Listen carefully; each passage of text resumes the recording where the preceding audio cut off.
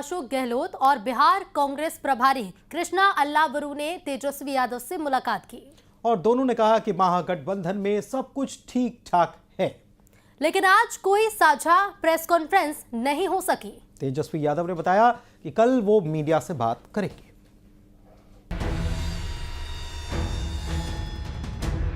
पूरा महागठबंधन एकजुट होकर चुनाव मैदान उतर रहा है।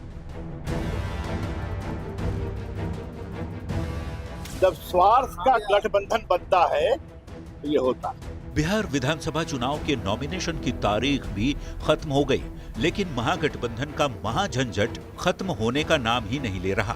243 सीटों वाले बिहार विधानसभा चुनाव में अब भी 251 उम्मीदवार मैदान में हैं। आखिरकार महागठबंधन के इस महापेंच को सुलझाने के लिए कांग्रेस आलाकमान ने दिल्ली से विशेष दूत भेजा। राजस्थान के पूर्व मुख्यमंत्री अशोक गहलोत बिहार कांग्रेस प्रभारी कृष्णा अल्लावरू के साथ राबड़ी आवास जाकर लालू प्रसाद और तेजस्वी यादव से मिले। करीब 1 घंटे तक बातचीत हुई, मेल मुलाकात का दौर चला, फिर भी साझा प्रेस कॉन्फ्रेंस ना हो पाया। हाँ, अशोक गहलोत ने ये जरूर कहा कि महागठबंधन में कोई झगड़ा नहीं है। पूरा थोड़ा एक कन्फ्यूजन पैदा कर दिया गया, कोई दम नहीं है। 243 सीटें हैं बिहार में। अब 243 सीटों में 5-10 सीटों में तो लोकल इश्यू भी होते हैं, कैंडिडेट का परसेप्शन भी होता है और फ्रेंडली फाइट हो सकती है। भाई कोई दिक्कत नहीं है। मुलाकात के बाद महागठबंधन की साझा प्रेस कॉन्फ्रेंस तो नहीं हुई। तेजस्वी यादव ने अपनी पार्टी की ओर से जरूर प्रेस कॉन्फ्रेंस कर दिया, कई तरह की घोषणाएं भी की, लेकिन महागठबंधन पर पूछे गए सवाल पर ये कहकर आगे बढ़ गए कि कल जवाब दूंगा। कोई भी बात नहीं है, कल बात करेंगे, कल आप लोगों को सबका जवाब मिलेगा। बहुत बहुत धन्यवाद। अब एनडीए के नेता महागठबंधन पर तंज कस रहे हैं। बीजेपी सांसद रविशंकर प्रसाद ने कहा, स्वार्थ के गठबंधन में ऐसा ही होता है। अब कहिए ये पेच क्या सुलझाने मैं जाऊं? ये तो होना ही था। जब स्वार्थ का गठबंधन बनता है तो ये होता है। वहीं केंद्रीय मंत्री और एलजेपी रामविलास के अध्यक्ष चिराग पासवान कहते हैं कि महागठबंधन भानुमति का कुनबा है जो बनने के पहले ही बिखर चुका है। महागठबंधन has collapsed completely, पूरी तरीके से धराशायी हो गई। अब सबकी नजर 23 अक्टूबर की तारीख पर टिकी है, जब महागठबंधन की साझा प्रेस कॉन्फ्रेंस होगी। देखना होगा मामला सुलझ पाता है या और ज्यादा उलझ जाता है। न्यूज 18 के लिए पटना से रवि एस नारायण और धर्मेंद्र कुमार के साथ ब्यूरो रिपोर्ट। और अब बात बिहार विधानसभा चुनाव की। तेजस्वी यादव ने चुनावी वादों का मास्टर स्ट्रोक खेला है। मुख्यमंत्री महिला रोजगार योजना को टक्कर देने के लिए तेजस्वी ने महागठबंधन की सरकार बनने पर जीविका दीदियों को स्थायी करने का चुनावी वादा कर दिया है। साथ ही हर महीने 30,000 रुपए मानदेय देने का भी वादा किया है। रिपोर्ट देखिए। आपके 2 भाई नरेंद्र और नीतीश जी मिलकर आपकी सेवा, समृद्धि और आपके स्वाभिमान के लिए लगातार काम कर रहे हैं। कोई सहारा नहीं था, बाकी 2 भाई हमको सहारा हो गए।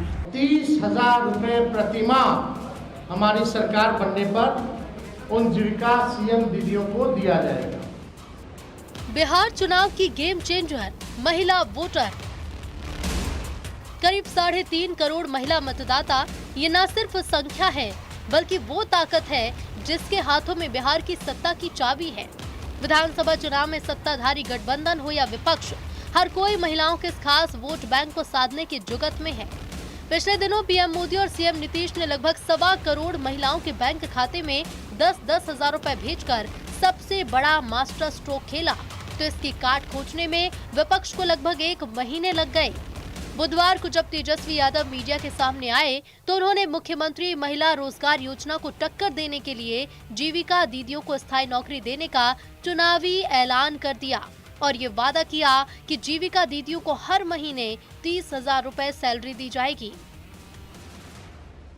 आज हम कह रहे हैं कि जितनी जीविका दीदी, जितनी सीएम दीदियां हैं, उनको स्थायी किया जाएगा और 30,000 रुपए प्रति माह हमारी सरकार बनने पर उन जीविका सीएम दीदियों को दिया जाएगा। जीविका समूह की दीदियों द्वारा लिए गए लोन के सूद को माफ करा जाएगा।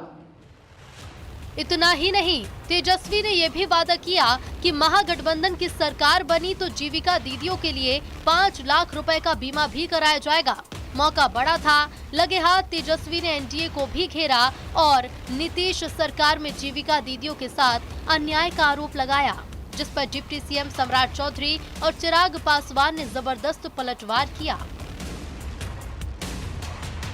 पूरे परिवार ने 1 लाख लोगों को भी सरकारी नौकरी नहीं दिया। ये पूरा बिहार जानता है, ये लोग गप मारने वाले लोग हैं और ये लोग सिर्फ सपना दिखा सकते हैं। चुनाव के समय याद होता है, चुनाव के बाद याद नहीं रहता।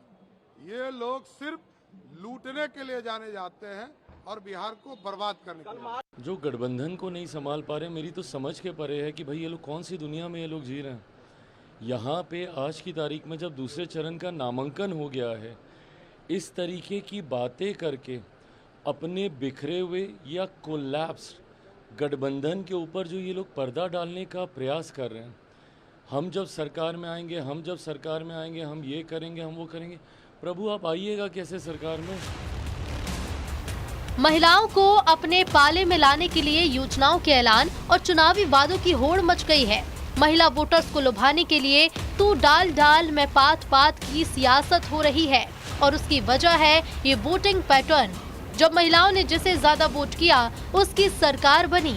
लगातार 3 चुनावों में पुरुषों से ज्यादा वोट कर रही महिलाओं ने 2020 में 166 सीटों पर पुरुषों से ज्यादा मतदान किया, यानी जिसके हक में आधी आबादी ने वोट किया, सत्ता की बागडोर उसी के हाथ में रही।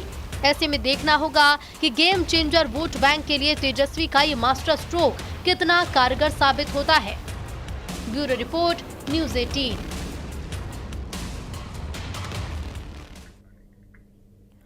ऊंचे सरकारी पदों पर बैठे लोगों के भ्रष्टाचार की